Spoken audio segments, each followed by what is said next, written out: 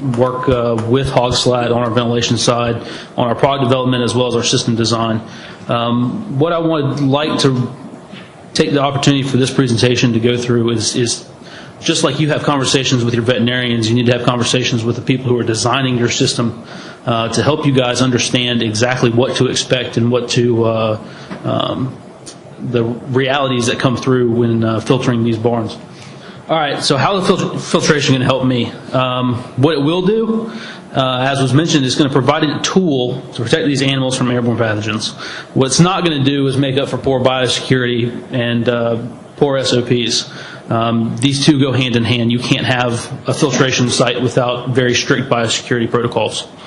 Some questions to consider when you come to us to talk about, what do we need to do to go through to start this process of doing a filtration site. How many animals are going to be around me? How many are going to be around me in 5 years? The number was thrown out that if you prevent one break, you pretty much paid for the cost of that project. Well, that's about over 4 years. If you can prevent one break for 4 years, then you've about paid for most costs of that system. How often do I break currently? That's going to come into play. And what's my budget? The number always gets thrown out, kind of expect anywhere from $500 a sow on up. But it varies so much. And is it a new construction? Is it a retrofit? What age is my barn in that retrofit? A lot of times we go into these barns that say, well, we're just going to partially filtrate. They're expecting a couple $100 of sow space, but then we have to end up going through, tearing out all the metal on the walls inside, replacing all the insulation, all the vapor barrier, things like that. And it becomes very expensive very quickly. So that's something to take into consideration. What I want to really focus on today is building some of the infiltration points, both major and minor, on the site itself. Ventilation, we'll go through some of the design processes that we use.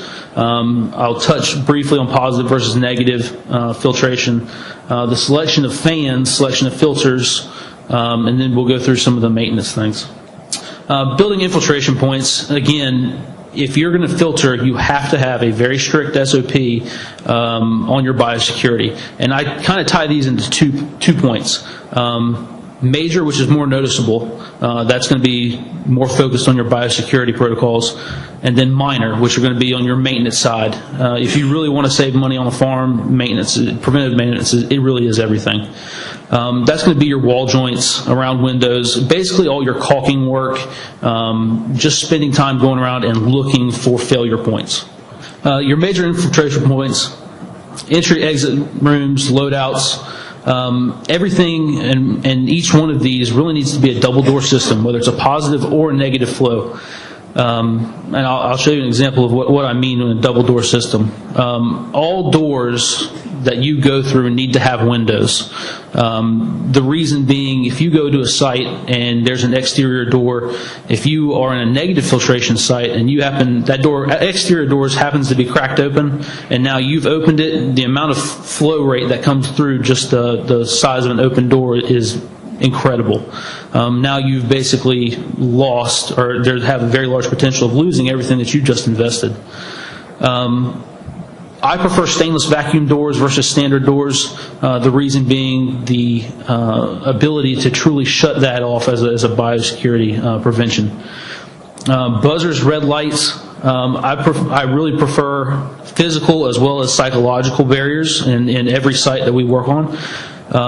The red light it kind of gives you something isn't correct. And something also to consider that's used very effectively in the food industry is paint floor colors. If you cross into this floor, now you need to take a consideration of changing your boots, going back and following another SOP as to how to sanitize back into the system. These loadouts, purge fans connected to timers, and switches activated at the closing of the exterior door. And I give you a kind of a brief way of how we calculate that. And I'll show you an example. What I was mentioning earlier with the double door system, you have an interior door, your room, as well as an exterior door. What this does is you have the ability to now purge and sanitize this room independently from interior or exterior influences.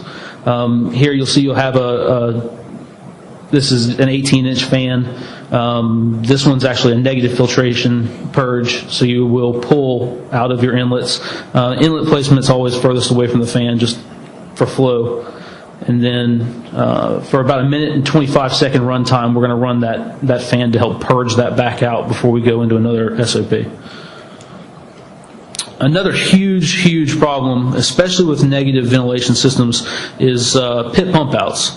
The lowest risk that I've seen and that's been implemented in Minnesota and northern Iowa are vacuum lines. It's basically a 6-inch pipe that goes down in the lowest part of the pit, and it's actually manually agitated from the inside of the system. Versus a traditional pump out where you are very limited as to when you can pump out. It has to be a very low risk day. Those warm, sunny spring days typically are when most will pump. Try and seal the additional space just to minimize backdraft. And then, as I mentioned, negative systems are typically the ones most susceptible, where positive ventilation will be pushing out through that opening. Minor infiltration points. What this thermal cam picture shows is the adjoining wall of a farrowing room. When I look at this, I see that we have actual air infiltration coming from the attic down into the room itself, and it actually is cooling this wall. So there's a substantial amount of air coming into this. What I'm now suggesting, go in, caulk, check adequate insulation. R30 insulation from Dr. Scott D's research is effective in preventing the infiltration of PRRS virus into a room, as well as checking the vapor barrier integrity. One of the big things I really want to touch on here is, from a construction standpoint, a lot of people don't like to go back and make the consideration of using spray-on expanding foam insulation or overlapping vapor barriers an additional 6 inches at those joints. NP1 really makes a big difference as far as construction going back in your sill plates and your top plates, and really trying to prevent this from happening at any age of the barn itself. Another minor infiltration point that usually goes unnoticed is rodent damage. Pretty much all the breaks that we kind of deal with are attributed to filter failure or bringing in from another vector. So a daily chore now becomes paying attention to each one of these filters. The traditional system that most of us are used to are designed at a 0.05 to a 0.1 static pressure. And now that's the operation pressure of at the fan itself. Now with these ventilation systems, these filter systems, we have to draw or drive that pressure up in order to achieve a higher velocity through these filters that makes it effective for us to filter these facilities. Most of these exhaust fans are designed to operate at much less pressure than this. Usually it's 0.15 is usually the max of what these fans are designed for. So now we're going to have to go back and start adding fans. And I want to touch base on that because a lot of times we'll sit down with someone going through a retrofit and they think, well, I've already got enough air, why can't you guys just make what I have work? And this is the reason why, and I'll actually show an example of that. Now that we've added a restriction to the inlet of this system, as those filters age, they're going to continue to get more and more dirty, and you will actually drive up the static pressure to a 0.3 inches of water column. At that point, that's where we suggest that filters start to be replaced. One of the issues that I've seen and that I've actually gone into to consult for, farrowing rooms, a lot of times the retrofits, if they've used Midwest Plan Service data, they're at kind of the bare minimum of what I would like to see as far as filtration values go. Airflow values go. So once they get to this 0.3 inches of water column, the smaller fans that they have are almost ineffective now. So now that sow is actually going off of feed, and everything else down that flow is now being affected. To touch base on positive versus negative filtration, positive, you use a lot less filters because there's not as much redundancy having to pull through inlets. The problem is now you have to utilize a way of distributing that air. Whether you're building dormers on the sides of barns, which increases your construction costs, or you have to utilize ductwork, which increases some of your labor costs. That just kind of take that into account. In my personal point of view and in my background, I've always operated filtered HEPA filtration barns, and they've always been positive ventilated. The reason is things get missed on these daily maintenance checklist sheets and things like that. Things get missed. In a positive ventilated barn, your risk is decreased very significantly. That being said, negative filtration is around 90% of what's in the United States at the moment, as well as abroad. They do require additional filters. They do require additional boxes.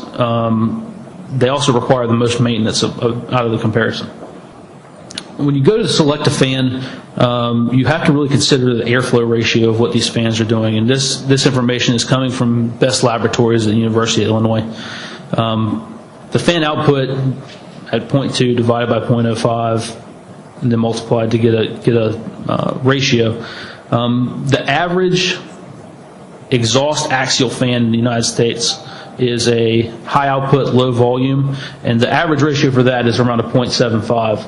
Now we're trying to target fans that are producing that 0.08 or 0.80 and higher, while balancing out efficiency at these higher static pressures.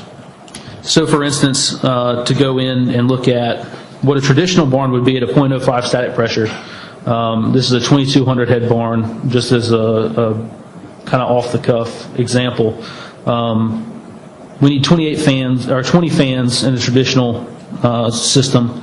Once we go through and start looking at the increased static pressure requirements, now we've had to actually add 4 fans, and that's what we were going to use. So sometimes when I sit down with people and I say, well, you need this many fans, and they're like, there's absolutely no way. You're just trying to sell me fans. And the reality of it is, your barn really isn't going to be over-ventilated, because once you get the deterioration of the entire system, the fans get dirty, poor maintenance on filters, you're going to get back to this minimum requirement that you were trying to design for. Selecting of a filter, MERV 14 is a minimum with a MERV 8 pre-filter. I prefer synthetic pre-filters and main filters versus a natural filter, just for the sheer ability of resistance to humidity. A lot of times once humidity gets into these products, the glue and adhesives that are in that product start to degrade very rapidly. A lot of the main filters that we're seeing are now approaching 5-6 years in lifespan, with pre-filters being changed fairly diligently about every 6 months in a tunnel vent application. On the opposite side, with natural filters, we are actually seeing those fail about year 3. And that's why down at the bottom I kind of suggest that independent laboratory testing needs to start about year 3. You send in a filter sample, they say, all right, well, you need to change main filters or not. But the reality is you should get about 7 years out of a main filter. Backdraft protection. One of the options that need to be used in conjunction with the following other options are exterior fan chutes. These things are very cost effective. They're kind of cheap, but with this particular site, a very high wind in Minnesota, they're actually going through almost 6 figures worth of these fan chutes a year. So it's a very cost-effective way up front, but once you go through and start looking at the maintenance costs of it, that's something to take into consideration, because they sure weren't ready for that. And these fan chute lengths need to be at least twice the diameter of the fan in order to achieve a seal like you're seeing on the right. AP and double L, the shutters, everything's going to have a double shutter. Back leaks of a standard shutter around 10 to 15%. We can minimize it even further with another shutter on the back, or like with Double L Group, has actually achieved an insulated locking shutter that's 2 to 5% of backflow. And then my personal preference are Z-walls. There's a small fan within this doghouse, basically, that always maintains a negative pressure within this room here. Once you go through, all your fans are now accessible by maintenance on the outside.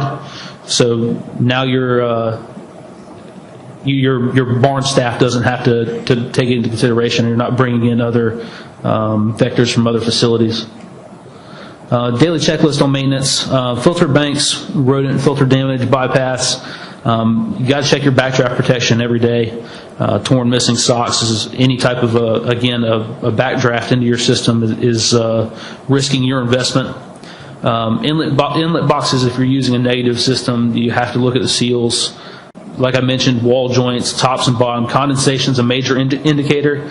Just like with barns today, if there's condensation, it's going to rust out. You've got airflow leaking by somewhere. And always check your pressure drops across filter banks. I do strongly suggest using manometers to do that for you. Sound design principles with these systems, coupled with proven biosecurity protocols and proper maintenance work, as was mentioned, now well into the 80 percentile range across hundreds of systems.